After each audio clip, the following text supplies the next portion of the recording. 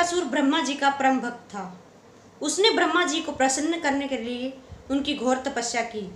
ब्रह्मा जी ने प्रसन्न होकर उनसे कहा कि तुम्हें देवताओं की तरह धर्ममय जीवन बिताना चाहिए और राक्षसों वाले बुरे कामों को त्याग देना चाहिए। धर्म का मार्ग ही कल्याणकारी होता है। अंत में ब्रह्मा जी ने उनसे एक वर मांगने के लिए कहा। विकटासुर के मन में अनावश्यक इच्छाएं पैदा हो गई। उनके मन में लालच आ गया। विकटासुर ने ब्रह्मा जी से कहा कि हे देव, मुझे ऐसा वरदान दो कि मेरी मृत्यु कभी ना हो। मैं लंबे समय तक सुखी जीवन को भोगना चाहता हूँ। पर ब्रह्मा जी ने कहा कि ऐसा कैसे हो सकता है, जिसका जन्म हुआ है उसकी मृत्यु निश्चित है।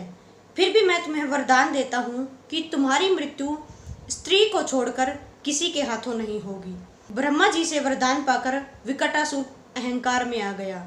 उसने देवताओं और साधु संतों पर अत्याचार करने शुरू कर दिए।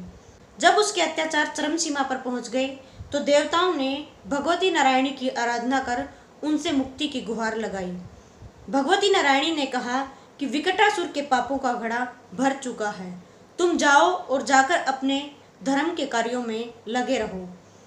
देवी नारायणी जैसे ही उनका वध करने के लिए आई, विकटासुर ने उन्हें अपनी तरफ आते हुए देख लिया। विकटासुर को ब्रह्मा जी से मिले हुए वरदान की याद आ गई कि तुम्हारी मृत्यु स्त्री के हाथों ही होगी। वह भागकर सागर तल में छिप गया, लेकिन देवी नारायणी ने उसे वहां से खींचकर मार डाला।